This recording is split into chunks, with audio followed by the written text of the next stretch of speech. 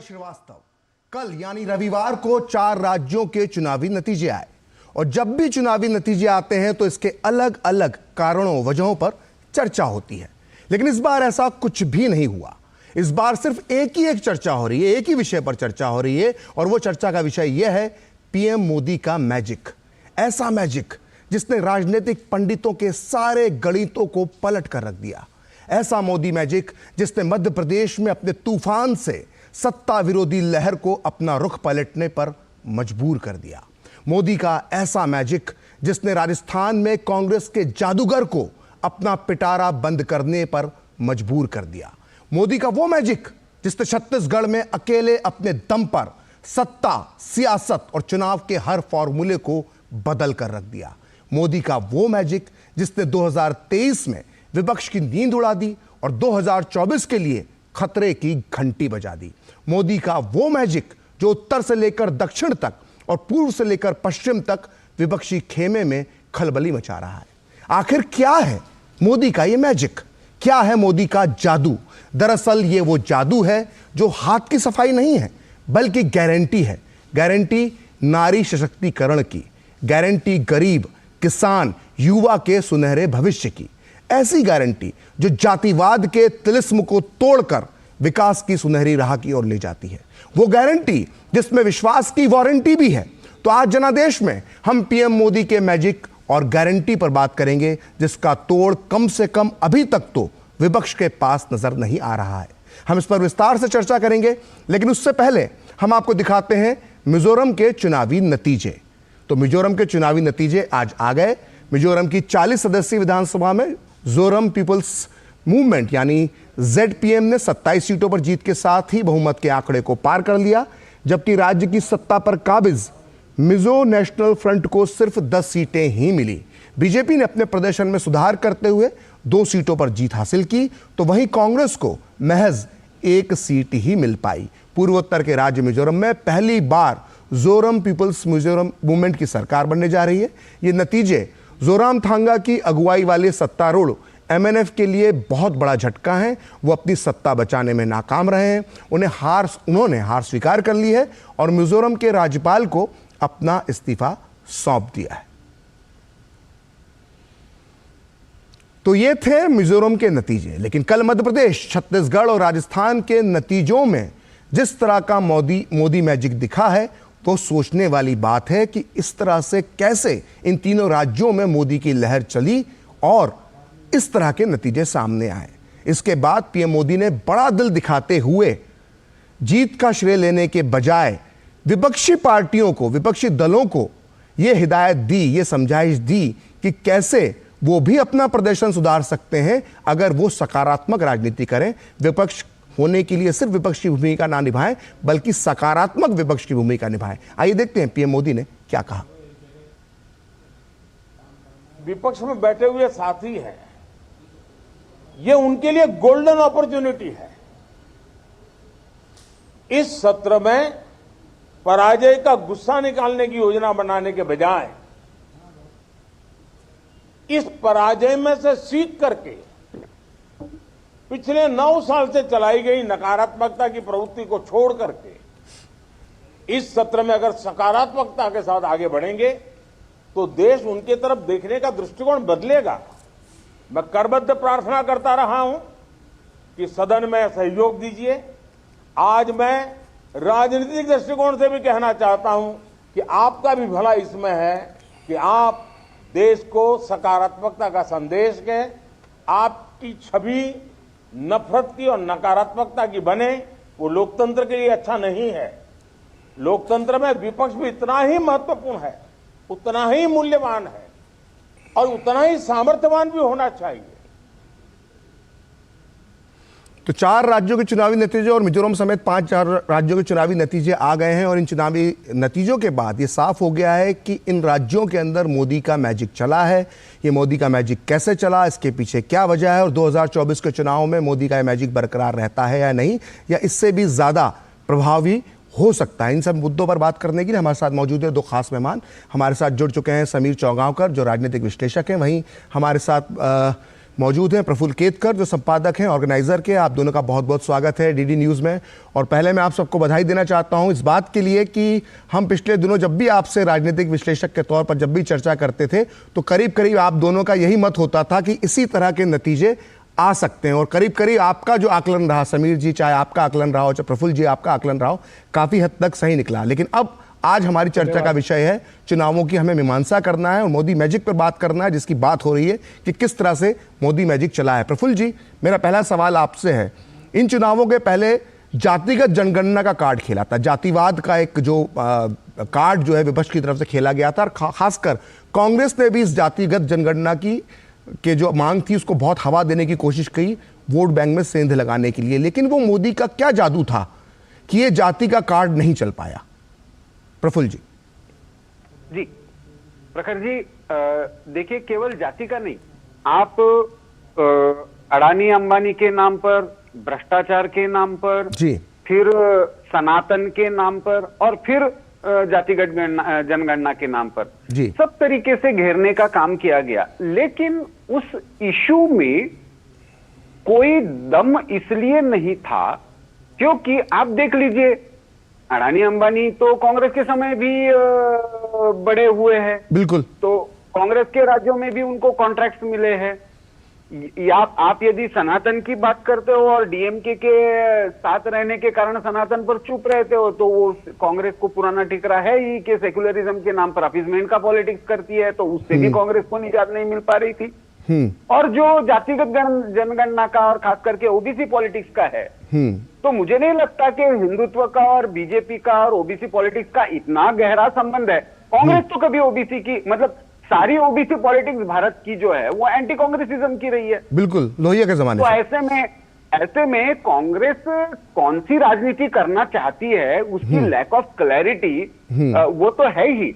लेकिन मुझे लगता है इससे भी बड़ा जो मुद्दा है वो प्राइम मिनिस्टर मोदी की क्रेडिबिलिटी, ऑर्गेनाइजेशन की ग्राउंड पर स्ट्रेंथ और गवर्नेंस की डिलीवरी, खास करके सेंट्रल की योजनाओं की डिलीवरी, ये तीन फैक्टर्स ऐसे रहे कि जिन्होंने विपक्ष के सारे प्रयास, चाहे वो समाज तोड़ने को हो, चाहे वो वोट पाने के हो, उस पर पूरी तरह से पानी फेर दिया। और ये जो आपने जैसे कहा है कि मोदी का मैजिक चला, तो वो मोदी की गारंटी जो प्रधानमंत्री बार बार बोल रहे हैं, वो बेसिकली समाज के वोटर्स के मन में उन्होंने जो अपनी एक विश्वासार्हता बनाई है, उससे वो गारंटी बनी है।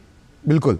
समीर जी, जैसा प्रफुल्ल जी बता रहे थे, उन्होंने एक अलग परिप्रेक्ष्य में बात की, लेकिन अगर मैं थोड़ा सा इस बात चर्चा को आगे ले जाऊं तो हम जब चुनाव की घोषणा हुई थी या उसके पहले की भी बात करें तो एक आम चर्चा में जिक्र आता था, जो लोगों का एक मानना था कि ठीक है राजस्थान में बीजेपी कंफर्टेबल पोजीशन में है, लेकिन मध्य प्रदेश और छत्तीसगढ़ के अंदर बीजेपी शायद परफॉर्मेंस नहीं कर पाएगी। और शायद ये भी कहा जा रहा था कि ये जो है बड़ा ही मुश्किल स्टेट, खासकर मध्य प्रदेश और छत्तीसगढ़ बीजेपी के लिए बन चुके हैं। लेकिन पीएम मोदी की जब एंट्री होती है और वो जो मोर्चा संभालते हैं, तो किस तरह से इस चुनावी बयार को उन्होंने पलट दिया, इसको यू टर्न दे दिया, इसके पीछे मोदी मैजिक कितना आपको लगता है असरदार था? उसमें इसकी आप पॉइंट्स आपको क्या लगते हैं कि जिन्होंने खेल असली करके दिखाया आखिरी में? देखिए, मुझे लग रहा है प्रधानमंत्री मोदी की लोकप्रियता, विश्वसनीयता और प्रधानमंत्री मोदी के ऊपर जो जनता का भरोसा है वो तो अपनी जगह बना हुआ है। इसके साथ संगठन ने जिस तरह से काम किया, मतलब मोदी सरकार का चेहरा, केंद्र सरकार की योजना है, और प्रदेश में जहां सरकार नहीं है वहां संगठन ने किस तरीके से डिलीवर किया, मुझे लगता है ये बड़ी भूमिका रही है। आप छत्तीसगढ़ में दे सकते हैं, 2018 के चुनाव में छत्तीसगढ़ में भारतीय जनता पार्टी को खाली 15 सीटें मिली थी।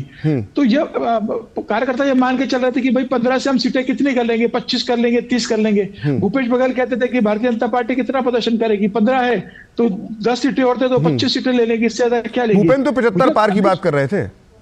हाँ बिल्कुल। और अमित शाह जब पहली बार बैठक लेने गए मध्य प्रदेश के अंदर और छत्तीसगढ़ के अंदर, पहले वो मध्य प्रदेश के भोपाल में बैठक जब ली उन्होंने, उस बैठक में अश्विनी वैष्णव जो सह प्रभारी है वो थे, भूपेन यादव प्रभारी थे, संगठन महामंत्री हितानंद थे, प्रदेश अध्यक्ष बीडी शर्मा थे। इस बैठक में अमित शाह जी ने बहुत स्पष्ट कहा कि 18 साल सरकार बनाने के बाद अगर ये जनता के भी संदेश जा रहा है कि हमारे सरकार की एंटी इनकम्बेंसी है, तो संगठन को यह प्रूव करना है कि प्रधानमंत्री मोदी ने 9 साल जो काम किया है केंद्र के अंदर, और हमने प्रदेश में सरकार में रहकर जो डिलीवरी दी है, जो सुशासन दिया है, वो जनता को एंटी इनकम्बेंसी को प्रो इनकम्बेंसी में कन्वर्ट करना, और कार्यकर्ताओं को पूरे इस हिस्सा से लड़ना है कि हम पहली बार चुनाव लड़ने जा रहे हैं। हाँ। और मुझे देखिए प्रदेश के अंदर लगातार वो बैठक करते रहे, उसी का परिणाम रहा कि जहां पर ऐसा लग रहा था कि भारतीय जनता पार्टी का जितना मुश्किल है, वहां प्रधानमंत्री नरेंद्र मोदी ने अपने कंधों पे जिम्मेदारी ली कि भाई अगर शिवराज की फटीक है, कि शिवराज के चेहरे से अगर जनता बोर हो रही है, ऐसा महसूस हो रहा है, तो मैं जिम्मेदारी लेता हूं। प्रधानमंत्री मोदी ने अपनी जिम्मेदारी ली, तीनों राज्यों की जिम्मेदारी ली, तीनों उन्होंने कहा कि कमल का फूल चेहरा है, और उन्होंने गारंटी दी। और ये देखिए प्रधानमंत्री मोदी की गारंटी, राजस्थान के अंदर अशोक गहलोत की साथ दी हुई जो बहुत बेहतरीन गारंटी थी, उसके ऊपर मोदी जी की जो गारंटी वो भारी पड़ी। अशोक गहलोत की गारंटी के ऊपर वहां जो लॉ एंड ऑर्डर खराब हो चुका था, वो भारी पड़ा। मुझे लगता है प्रधानमंत्री मोदी आज एक वो कहा जाता है ना, सबका मालिक एक, वैसे ही सारे जातियों के लोगों का एक मालिक बन के निकले हैं कि मोदी जी अगर जो कहेंगे वही होगा। और वो कल एक बात भी चली है ना कि हम सपने नहीं हकीकत बुनते हैं, इसलिए लोग मोदी को चुनते हैं। तो मुझे लग रहा है कि ये एक बहुत मतलब सार्थक बात है कि मोदी जी ने जो कहा जरूर किया है, और मोदी जो भरोसा दे रहे हैं कि मैं जो नहीं कर पाया, जो अभी नहीं मिला है, वो आने वाले समय में मिलेगा। जनता जानती है कि मोदी है तो मुमकिन है। इस कार्यकाल में प्रधानमंत्री मोदी ने जो 10 साल में किया है, और प्रधानमंत्री मोदी का जो 2047 का विकसित भारत का सपना है, वो पूरा करने के लिए प्रधानमंत्री मोदी को प्रदेश के अंदर भी डबल इंजन की सरकार देना पड़ेगी, और केंद्र के अंदर भी प्रधानमंत्री मोदी को लाना पड़ेगा। 2024 का जो चुनाव प्रखर जी होने वाला है, वो सिर्फ इस बात पर होगा कि प्रधानमंत्री नरेंद्र मोदी 303 सीट कितनी ज्यादा सीटें लाते हैं। अब कौन जीतेगा कौन हारेगा ये प्रश्न नहीं है, बस प्रश्न ये है कि प्रधानमंत्री मोदी 3 से कितनी ज्यादा सीटें लेके आते हैं। 300 सीट से कैसे प्रधानमंत्री ज्यादा सीटें लेकर आते हैं 2024 में, और 2024 में मोदी मैजिक क्या असर दिखाएगा, और राज्य दर राज्य हम ये भी चर्चा करेंगे कि मध्य प्रदेश और छत्तीसगढ़ और राजस्थान में क्या चीज जो थी, जो मोदी और शाह की जोड़ी ने गेम चेंजर करके दिखाया, उस पर हम बात करेंगे। लेकिन लेते हैं एक छोटा सा ब्रेक। साल बरस और सदी नहीं, एक युग गुजर जाएगा, उम्र न पूछो वंडर की, जब फर्क नजर आएगा। वंडर सीमेंट, फर्क नजर आएगा। गोल्डी छोले मसाले, जहाँ जाए रिश्ते बनाए, जहाँ जाए रिश्ते बनाए, गोल्डी मसाले। मोदी सरकार की गारंटी, भारत होगा गरीबी मुक्त। 5 सालों में 13 करोड़ 50 लाख लोगों को गरीबी से बाहर निकाला। हमारा संकल्प विकसित भारत। दादी, आज भी आपकी चाय की दुकान बंद थी? 1 महीने से बीमार हूँ, काम बंद और इलाज का खर्चा अलग। आयुष्मान कार्ड नहीं बनवाया? नाम सुना है, कहाँ बनवाना है, कैसे बनवाना है, इस उम्र में भाग दौड़। कार्ड अभी बन जाएगा। आयुष्मान ऐप पर जाकर अपना या परिवार के सदस्य का नाम लाभार्थी सूची में ढूंढें, आधार, OTP या फेस ऑथ द्वारा ऑथेंटिकेट करें, डिटेल्स भरें, अब मोबाइल से फोटो खींचकर अपलोड करें। बन गया। अब ठीक होकर अपने हाथ की चाय पिला दो। और एक प्रकार से PM जय अब गरीबों की जय बन गई है। 5 लाख तक के मुफ्त उपचार की गारंटी, स्वास्थ्य का वरदान आयुष्मान। मम्मी, कॉलेज की क्रिकेट टीम में ना मेरा सिलेक्शन हो गया है। Very good. कॉलेज की टीम में तो आ गया, देश की टीम में रजिस्ट्रेशन कब करवा रहा है? वो कैसे? तुम वोटर बन के देश की टीम का हिस्सा बन सकते हो। देश का फॉर्म भरो, देश की टीम का हिस्सा बनो। वोट करना सिर्फ तुम्हारा अधिकार ही नहीं, बल्कि तुम्हारा कर्तव्य भी है, समझे? जी हाँ, अगर आप भी 18 साल के हो रहे हैं तो आज ही वोटर हेल्पलाइन ऐप डाउनलोड करके वोटर लिस्ट में अपना नाम जुड़वाकर वोटर बने। और हाँ, एग्जिस्टिंग वोटर्स भी अपनी जानकारी वोटर लिस्ट में अपडेट करें, जिससे देश की टीम और मजबूत बने। वोटर लिस्ट में नाम मतलब देश के लिए वोट करने का अधिकार, यानी देश की टीम में रजिस्ट्रेशन। तुम्हें पता है इन्वेस्टर्स के लिए एक इन्वेस्टर प्रोटेक्शन फंड होता है, IPF। लेकिन अगर तुम्हारा ट्रेड एक्सचेंज पर एग्जीक्यूट नहीं हुआ या फिर कोई गारंटीड रिटर्न्स वाली स्कीम है, तो ये IPF आपकी मदद नहीं कर सकता है। और अगर आपका ब्रोकर ही डिफॉल्टर बन जाए तो फिर आईपीएफ आपको कॉम्पेंसेशन दिला सकता है। कहाँ से सीखा? एनएसई की साइट पर। समझ कर इन्वेस्ट कर। नमस्ते मास्टर जी। अरे करुण, तुम शहर से कब वापस आए? परसों आया मास्टर जी, माँ का बार बार फोन। अच्छा गिरधर, तुमने जो जानकारी दी उससे मेरे बेटे का काफी भला हुआ। Thank you sir. यार गिरी, तो पॉपुलर बन गया तू? पॉपुलर नहीं यार, डिस्ट्रीब्यूटर बन गया म्यूचुअल फंड्स का।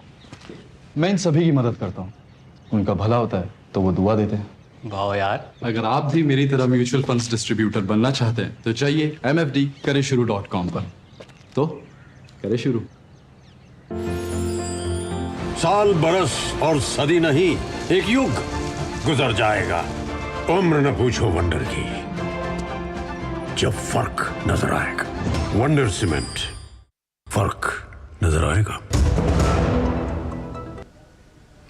एक बार फिर जनादेश में आपका स्वागत है और हम बात कर रहे हैं विधानसभा के जो चुनावी नतीजे आए हैं उसके बाद मोदी मैजिक किस तरह से सामने आया है उस पर हम चर्चा कर रहे हैं। हमारे साथ दो खास मेहमान हैं। हमारे साथ प्रफुल्ल केतकर जी हैं और समीर चौगांवकर साहब हैं।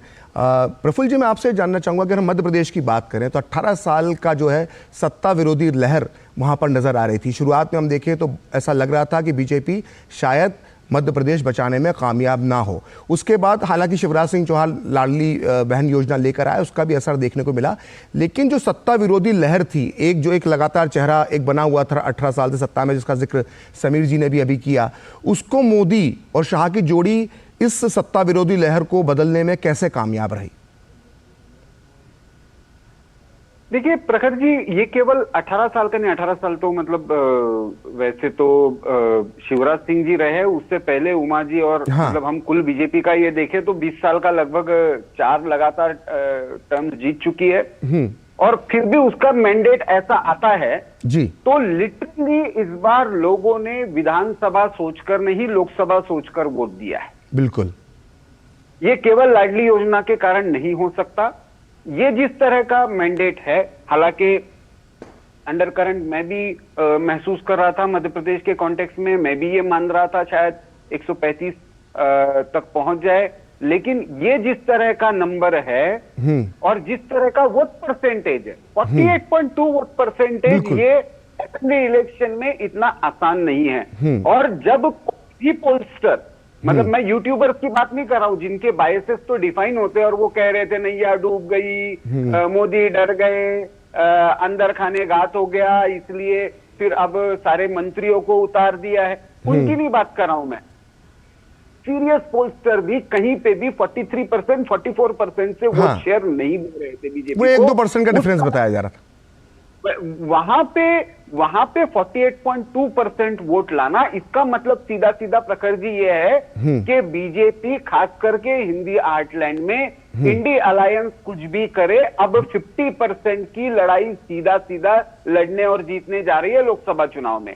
तो ये मुझे लगता है कि विधानसभा का चुनाव जरूर था, लेकिन सेंट्रल गवर्नमेंट के परफॉर्मेंस पर हम लड़ रहे हैं, मोदी की गारंटी पर लड़ रहे हैं। एक तरफ अमित शाह जी का ग्राउंड पर सारा पार्टी का काडर का मैनेजमेंट, और दूसरी तरफ मोदी जी के रोड शोज और उनकी रैलीज, और उसके साथ साथ जो रणनीतिक तौर पर जो एक हम सेफोलॉजिकल रीजन्स कहते हैं हर स्टेट के, उस सेफोलॉजिकल रीजन्स में चाहे वो चंबल हो, महाकौशल हो, मालवा हो, तो उसके अनुसार वहां का सही से मोबिलाइजेशन ग्राउंड पर, बिल्कुल, ये एक बहुत बड़ा फैक्टर रहा जिसके कारण हमको ये 163 का नंबर और 48% से ज्यादा था वोट जो दिखाई दे रहा है। समीर जी, मैं आपसे जानना चाहूंगा कि अभी जो प्रफुल्ल जी ने बात की, उन्होंने कहा कि मध्य प्रदेश में जिस तरह सत्ता विरोधी लहर थी, और ये भी बात हुई कि लाडली बहना योजना जो थी वो उसका असर रहा, लेकिन जिस तरह का रिजल्ट सामने आ रहा है उसको देखते लग रहा है कि ये पूरी तरह से तो मोदी लहर थी। अब जब तीनों राज्यों के नतीजे आ गए, चाहे वो राजस्थान हो, मध्य प्रदेश हो, छत्तीसगढ़ हो, और छत्तीसगढ़ तो अप्रत्याशित जीत है, तो क्या ऐसा लगता है कि अब ये सोचना चाहिए कि कुछ नेतृत्व के अंदर परिवर्तन हो, कुछ नए चेहरे आए जिन्हें मौका मिले इन राज्यों में, और एक नई परिपाटी की शुरुआत हो, कुछ नए चेहरे आ सकते हैं? क्या कुछ इस तरह की संभावना लगती है, ऐसा होना चाहिए? संक्षेप में थोड़ा बताइएगा। देखिए, इसके संकेत तो भारतीय जनता पार्टी का हाईकमान ने दे दिए। अमित शाह से जब भोपाल के अंदर पत्रकार वार्ता में पूछा गया था कि शिवराज सिंह चौहान को मुख्यमंत्री प्रोजेक्ट क्यों नहीं किया गया और क्या शिवराज सिंह चौहान मुख्यमंत्री होंगे, तो अमित शाह ने बहुत स्पष्ट कहा था मुख्यमंत्री का निर्णय चुनाव परिणाम आने के बाद पार्लियामेंट्री बोर्ड करेगी। आप देखिए ना, रमन सिंह को मुख्यमंत्री घोषित का प्रोजेक्ट किया गया, ना वसुंधरा को किया गया, ना शिवराज सिंह चौहान को किया गया, और टिकट भी ना दूसरी सूची के अंदर दिए गए। ये भी इतना तक चल रहा था कि शायद टिकट नहीं दिया जाएगा। देखिए, ये बात तो सही है कि 2018 में अगर भारतीय जनता पार्टी की 15 सीटें आई तो रमन सिंह मुख्यमंत्री थे, उन्हीं के चेहरे पे चुनाव लड़ी थी। 2018 में भारतीय जनता पार्टी चुनाव हारी थी मध्य प्रदेश में, तो शिवराज मुख्यमंत्री थे। वो बात अलग है कि सिंधिया के आने के बाद अपनी सरकार बना ली। राजस्थान में अगर भारतीय जनता पार्टी हारी थी तो वसुंधरा चेहरा थी, तो तीनों के चेहरे पे पार्टी चुनाव हार चुकी थी। मुझे लग रहा है कि प्रधानमंत्री मोदी ने ये बात को समझा, संगठन ने इस बात को समझा कि प्रदेश के अंदर इन नेताओं के नेतृत्व में हम चुनाव लड़ेंगे तो वो प्रदर्शन नहीं दोहरा सकते जिसकी भारतीय जनता पार्टी का केंद्रीय नेतृत्व उम्मीद कर रहा है। और इसीलिए अमित शाह ने अपनी पूरी ताकत संगठन के अंदर लगाई। प्रधानमंत्री मोदी ने अपनी लोकप्रियता का इस्तेमाल किया, पूरी जीत की जिम्मेदारी कंधे पे ली, और मुझे लग रहा है कि उसके कारण भारतीय जनता पार्टी जीती। लेकिन अब ये मुझे ऐसा लग रहा है कि ये तय है कि तीनों प्रदेशों के अंदर नेतृत्व परिवर्तन होगा। और ठीक समीर, आपने बहुत महत्वपूर्ण बात कही है। ये तो चुनावी नतीजे जिस तरह के आए हैं इस पर तो बहुत लंबी चर्चा की जा सकती है, लेकिन समय का अभाव है। मैं आप ही दोनों मेहमानों का बहुत बहुत धन्यवाद करना चाहूंगा कि आप डीडी न्यूज के साथ जुड़े। ये चर्चा यहीं तक, लेकिन इस ब्रेक के बाद खबरों का सिलसिला जारी रहेगा और हम बात करेंगे मिजोरम की, और मिजोरम के चुनावी नतीजे आपको हम विस्तार से दिखाएंगे।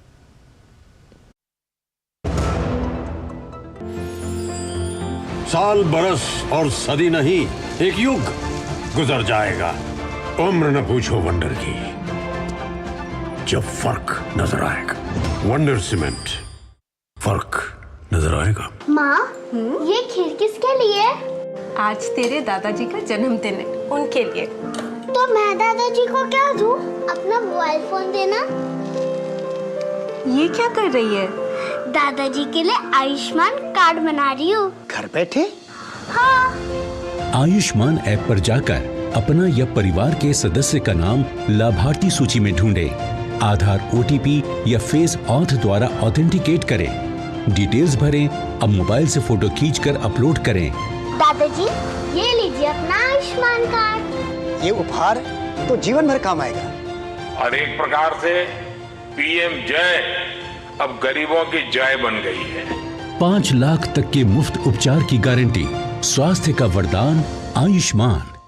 अब क्या देख रहे हो पापा? तुम कहते हो ना कि स्टॉक मार्केट में बहुत सोच समझकर इन्वेस्ट करना चाहिए, बस थोड़ा सा ज्ञान ले रहा हूँ। किससे? हर एक स्टॉक्स एक्सपर्ट है, मस्त एजुकेशनल वीडियोस बनाता है और अच्छी इन्वेस्टमेंट की टिप्स भी देता है। पापा, इन वीडियोस पे ना जाएं, अपना रिसर्च खुद करें या सेबी रजिस्टर्ड इन्वेस्टमेंट एडवाइजर से संपर्क करें। एजुकेशन के नाम पर कुछ इन्फ्लुएंसर्स अक्सर इन्वेस्टर को मिसगाइड करते हैं, नुकसान आपका होगा।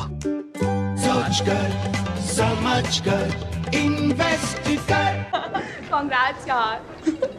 राज, तू क्या करेगी? I have cleared my exams. मैं म्यूचुअल फंड डिस्ट्रीब्यूटर बनूंगी।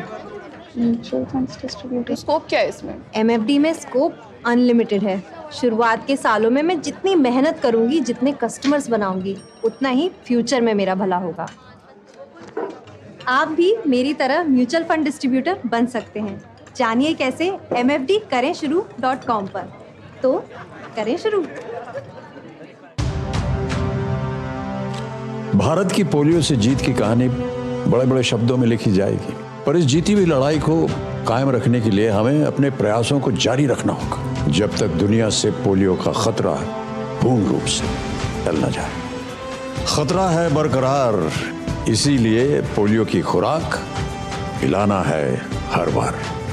2 बूंद हर बार, पोलियो पर जीत रहे बरकरार। साल बरस और सदी नहीं, एक युग गुजर जाएगा। उम्र न पूछो वंडर की, जब फर्क नजर आएगा। वंडर सीमेंट, फर्क नजर आएगा। जनादेश में आप बात मिजोरम की, जहां पहली बार सोरम पीपल्स मूवमेंट की सरकार बनने जा रही है। वहीं जोरमथांगा की अगुवाई वाली सत्तारूढ़ MNF को बड़ा झटका लगा है। चुनाव में हार के बाद उन्होंने अपना इस्तीफा राज्यपाल को सौंप दिया है।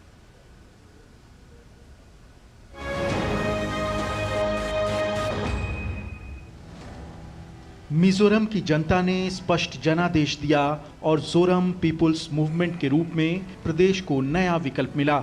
चुनाव में एमएनएफ सरकार का भ्रष्टाचार बड़ा मुद्दा बनकर उभरा और जोरामथांगा की ओर से म्यांमार और मणिपुर के चिनकुकी-जोमी शरणार्थियों के मसले पर जन भावनाओं का फायदा उठाने का जो प्रयास किया गया, उसे मिजोरम की जनता ने नकार दिया। जेडपीएम का कहना है कि ये जनादेश भ्रष्टाचार मुक्त सरकार और सुशासन के लिए है और वो पूरी प्रतिबद्धता के साथ इसके लिए काम करेंगे। This is our first priority. We are the friend of farmers and we have to give them the top priority. After that, there will be a consolidation in finance. Financial reform is very necessary. After that, our main priority will be anti-corruption measures. For that, we are going to give a general consent to the CBI as soon as possible. चुनाव में मुख्यमंत्री जोरामथांगा समेत MNF के कई बड़े नेताओं को हार का सामना करना पड़ा। वहीं सेरछिप सीट से जेडपीएम अध्यक्ष लाल दुहोमा ने जीत हासिल की। विधायक दल के नेता का चुनाव तो जेडपीएम विधायकों की बैठक में होगा, लेकिन जेडपीएम के वरिष्ठ नेता डॉक्टर केनेथ चवंगलियाना ने कहा कि पार्टी ने 2 साल पहले ही तय कर लिया था कि अगर जेडपीएम की सरकार बनी तो लाल दुहोमा ही पार्टी के नेता होंगे। VUC, we call it our Valupa Council. So they decided 2 years back that our leader, if we form the government, will be Lal Duhoma. ZPM के नवनिर्वाचित विधायकों का कहना है कि उनकी सरकार शासन प्रशासन में पारदर्शिता लाएगी और युवाओं को सशक्त करने का काम करेगी। From there onwards, our main target will be the youth of this country, the youth of this state. We are just in solving the unemployment issues, in enhancing the skills, in enhancing, upliftment of the youth, in empowering the youth is our main agendas. ZPM के सुशासन के वादे पर मिजोरम की जनता ने भरोसा जताया है। अब देखने वाली बात होगी कि राज्य में पहली बार सत्ता संभालने जा रही ये पार्टी लोगों के भरोसे पर कितना खरा उतरती है। आइजोल से विक्रमजीत सिंह, टीडी न्यूज।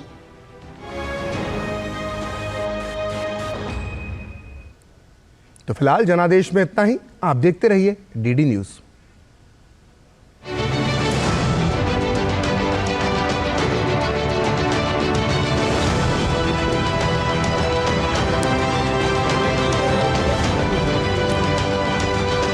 उत्तराखंड में संभावना बहुत थी, उत्तराखंड क्रांति दल था